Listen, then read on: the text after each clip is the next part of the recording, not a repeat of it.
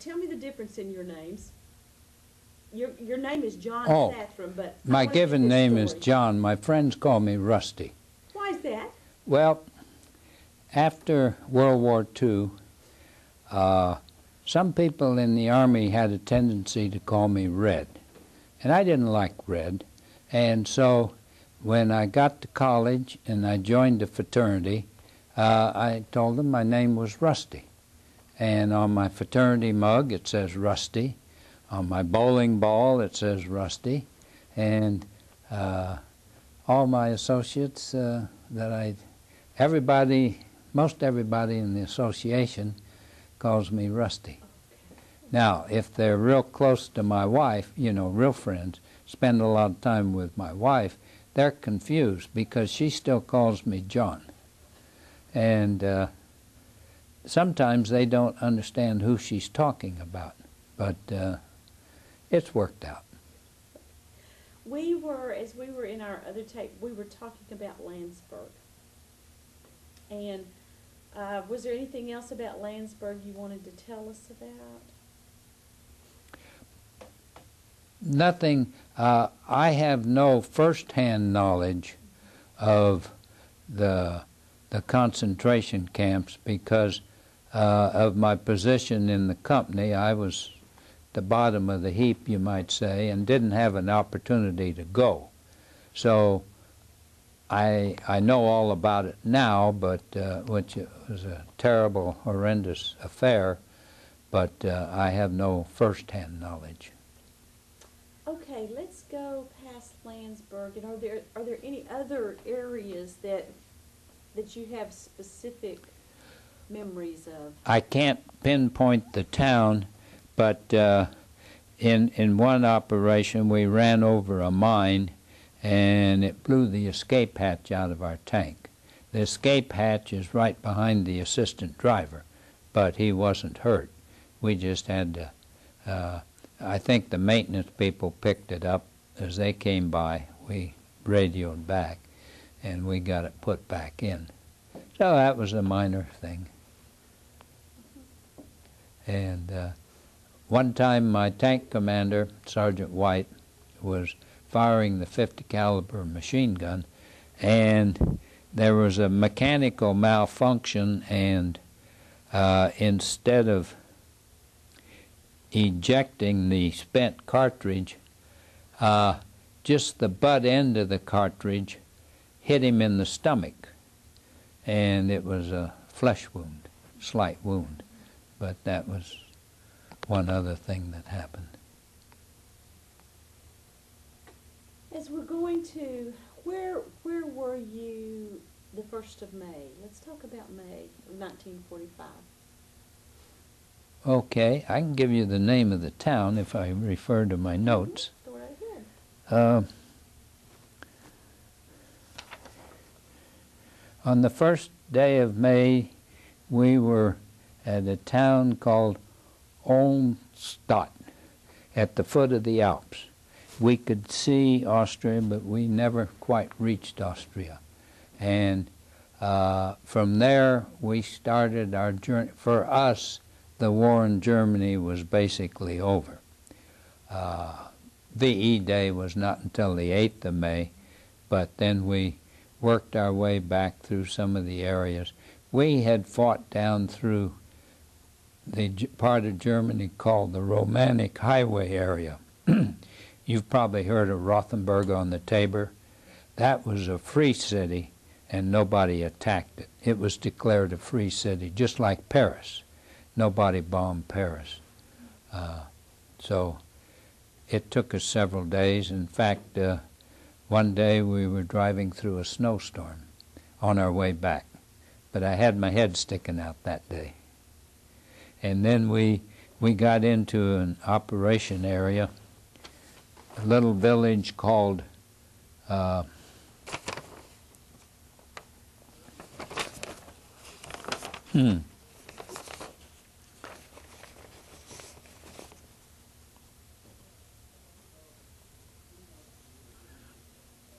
Unterdunstadt, and that's where we were.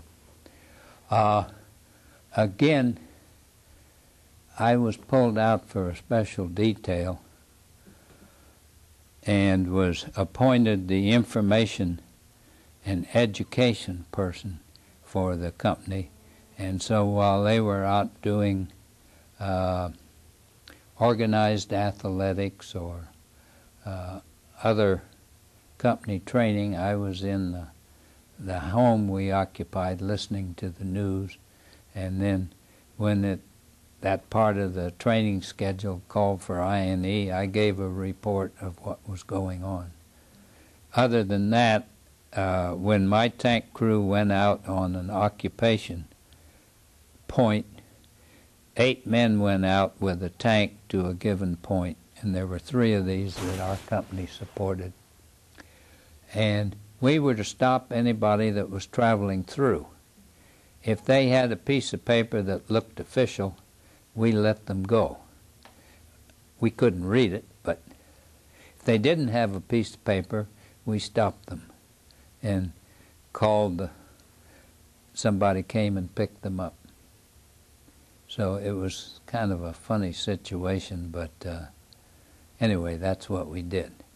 So were you a part of the occupation forces? Yes, I was there until the 6th day of January. 6th day of July. An interesting thing happened on the 4th day of July. We had a combat command parade. The 43rd Tank Battalion and the 66th Armored Infantry Battalion, and maybe the Artillery Battalion that supported us, had a parade and a review. And it's the first time we had our battalion colors, our battalion flag and the national standard. And the division band was there and played, and I get tied up every time I think about it, but when they played the Star-Spangled Banner and our flags were there, it was just tremendous. Then I left 2 days later. Now, the low point men were going to stay in occupation. The high point men went home in sequence, and I was in a group that was sent to Chateau Thierry, France. They were going to fill up a ship and send us through the Suez Canal to Okinawa as replacements for the invasion of Japan. Now, I was there when the Air Corps dropped the bombs in Japan that stopped the war. And, of course, that stopped my trip to Okinawa. And then I was reassigned to some function in France. It was interesting. A warrant officer came by, and a bunch of us were in formation. He stopped in front of me and says, "What do you do?" I said, "Well, I'm a tank driver." He said, No, the war's over. What did you do before the Army?" I said, "I was a student." He said, "Do you type?" I said, "Yes." So I ended up as a clerk typist in the Secretary General Staff section of the WAS Intermediate Command. It was part of COMZ. And I was there for about 2 months typing, logging in incoming correspondence. And then the command was closed because it was excess. And I was sent to, as best I can recall, Camp Lucky Strike. And they had a program in the Army of Occupation that any senior enlisted man that would sign up for 3 years, they'd give him a promotion and a discharge and re-enlist for 3 years. They'd send them to the States for 30 days, and then they'd come back in the Army of Occupation. And so one day I'd finished my work, and I typed up my own DD Form 214. I figured if the warrant officer signed it, I'd find a way to get home. Well, I waited until I had a large stack of them one day, and they were in a hurry to fill a ship, and I figured he was too busy to read them. But before quitting time, he came storming out. "Sathrum, what are you trying to pull?" The next day I was on orders to a transportation truck company in Soissons, France. Well, Army rumors are big, you know, and the rumor had it that they were looking for a mess sergeant. They had German POWs as cooks and KPs, but I wanted nothing to do with the mess, a kitchen. So I didn't report into the orderly room. I went directly to see the motor sergeant, and I had a driver's license that qualified me everything from a Jeep to a 32-ton tank.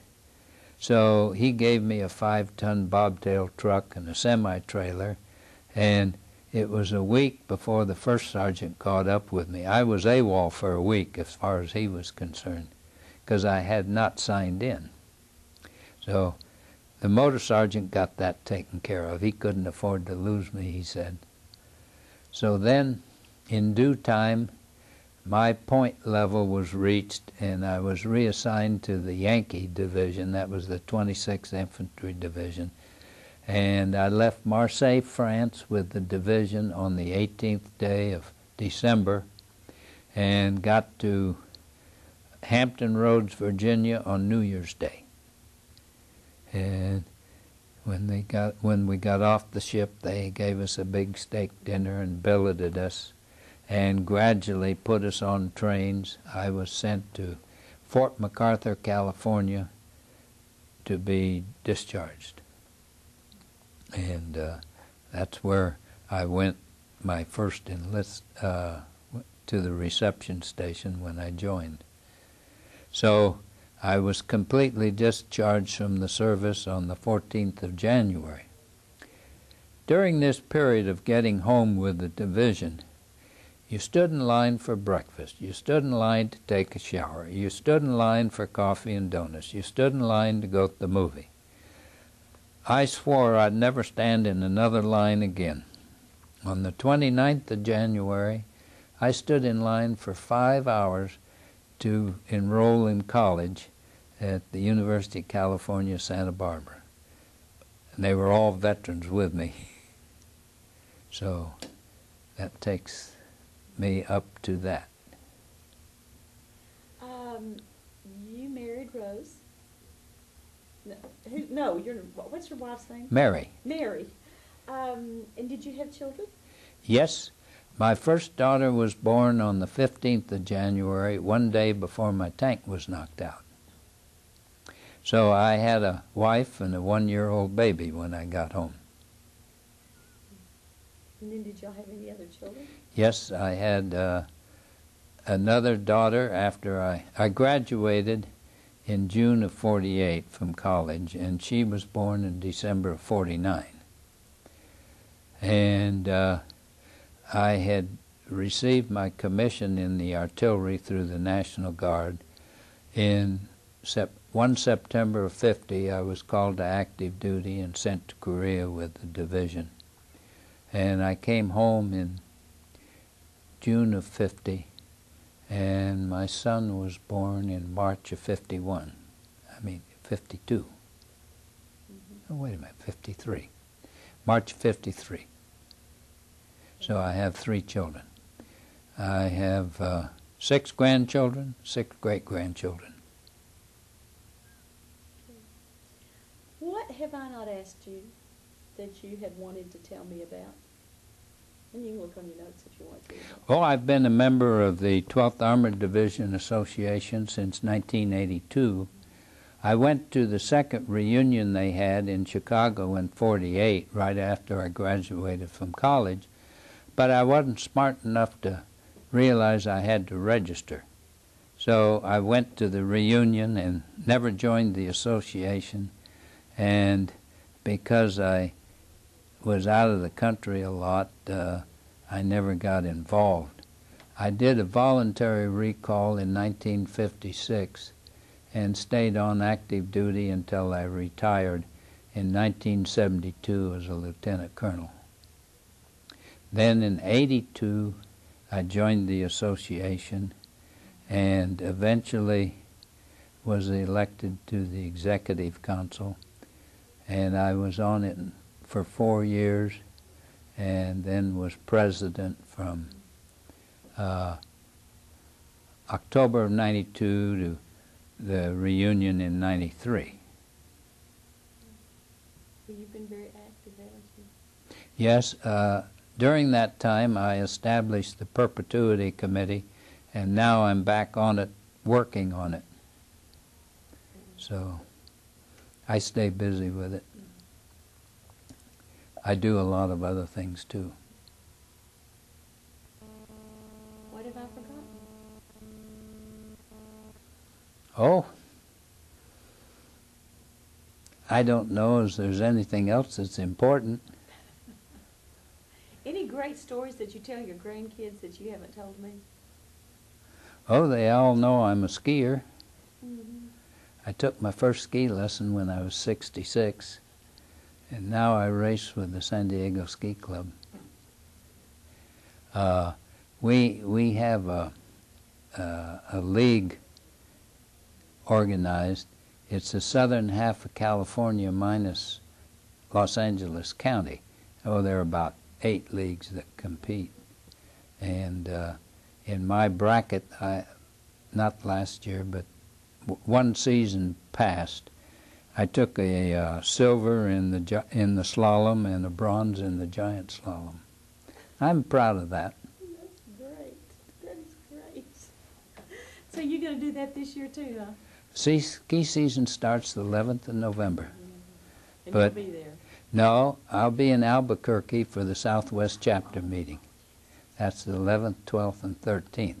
But I'll be up there shortly thereafter.